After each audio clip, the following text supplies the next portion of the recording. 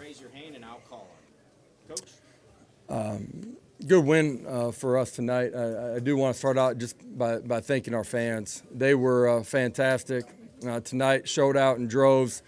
A night where it was not the prettiest of weather. They stayed.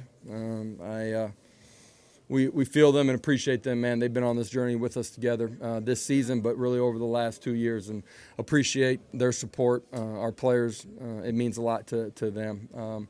Love the way that our kids responded and finished the regular season. It's been a long time since we've won 10. Something that we talked about this week.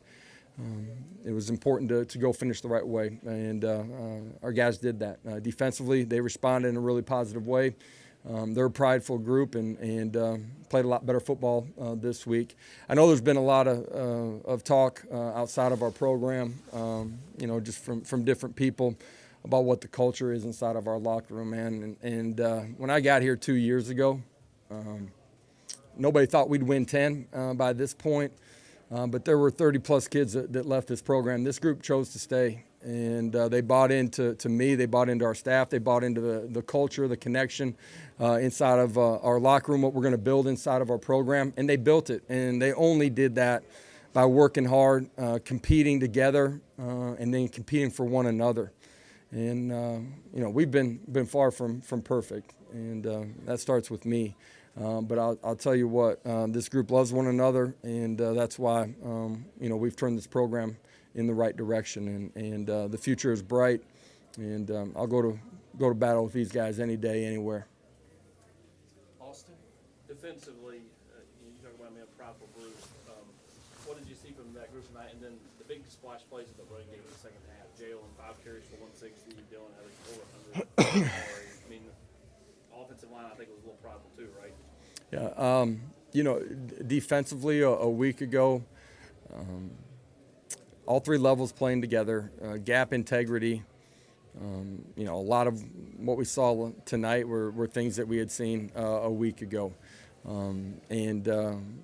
We didn't play our best football. We didn't play assignment, alignment, and technique, and tonight we did, and we made plays, and we were physical. You got to defeat blocks. We did that, and it's a group that at the end of the day, was disappointed in the way that they played, and you could feel that early in the week, and prepared and played really good football. Offensively, the big run, the weather was tough tonight, and I thought our offensive line took over the football game in the second half as far as what we were doing offensively, and able to create big runs.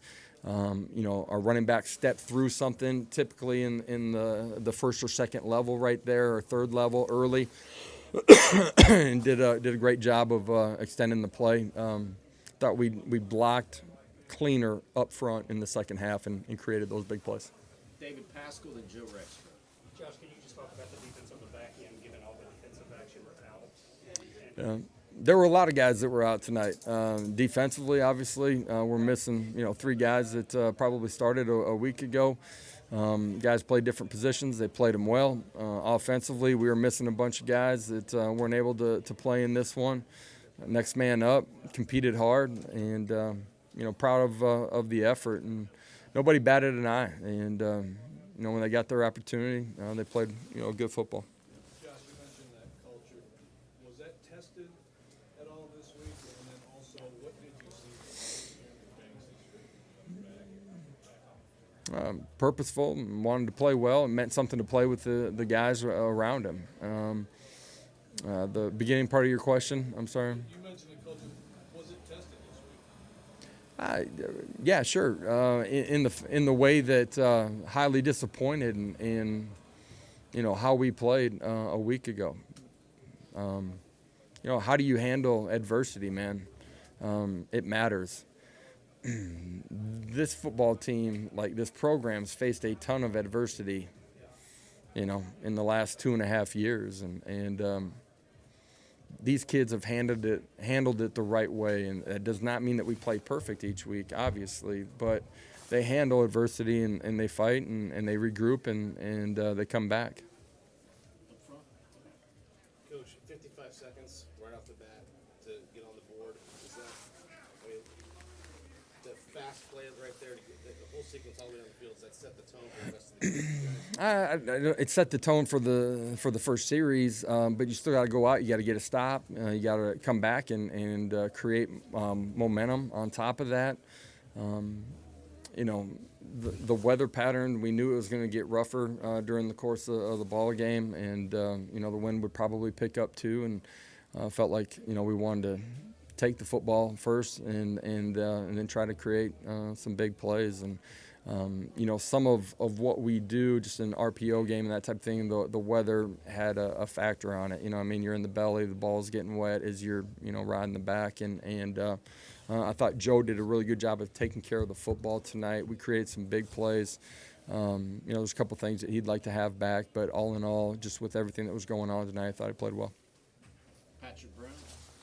Josh, going back to the culture, what signs did you see early in the week that culture would pull you guys through what happened last weekend? You guys heard me say, I was disappointed, right? And we were real honest in the locker room after the football game last week. And everybody knows there was an opportunity that was lost, and there's nobody to blame except ourselves. And it starts with me, our staff, and our players. And highly disappointed in the outcome of that football game. But that happens because, you know, our competitive spirit wasn't what it needed to be dialed in and everything that you got to do. At the same time, you know, we talk about resetting all the time, and you're only as good as your next one. And you know, for the coaches, it stung on Sunday when you still got in the office and you got to flip forward. For our players, you know, Monday they got to go watch the tape, and you could feel, I don't know, just that it hurt. And you know, by the time we got on the grass on Tuesday, I thought, you know, our guys were bouncing around, and we had good practices, and you know, they were good in the meeting rooms too. And you combine that, then you have an opportunity to go out and play better football. It doesn't guarantee it, but it puts you in a position to. What was it like to have Hendon here on the sideline around the team during the week? Yeah, I think it's important for our football team that Hendon's around. Leadership doesn't change just because you're not the guy taking the snap, and your influence doesn't change. But I think it's important for Hendon too, and be around the guys, to see him dance in the locker room with the guys afterwards. He is a huge part of the culture of this program. You know, the success that we've had, and you know, the stamp of him will be felt and left on this program forever. Adam, then Wes. In answering that culture question, did Hendon spearhead that? Did other players? What was the leadership look like this week? Yeah, I mean, there's a bunch of guys that spearhead that, but at the end of the day, the culture's everybody. And like I said, you know, we're not perfect. I'm not perfect, but we are true to that and compete, man. And you know, like I said, man, this is a group that cares. They're prideful in the, you know, how they play, but they're prideful in what they've built too. And early in the week, just challenge them. This was an important game for us. You know, it's about finishing, man. Everybody starts something. How do you finish? And it's a good finish to a special regular season and a special group, what they've done. Josh, how did Joe sort of handle this week? I mean, was there anything different about him? Did you see kind of a sharpness or focus to him that was different? And how do you think he handled these conditions? I thought he handled, at the end of the day, the first thing you worry about is just turnovers, and we played really pretty clean, you know, exchanges and you know, no turnovers. So that's the first part on the playing side of it. All in all, I thought he handled the game really well.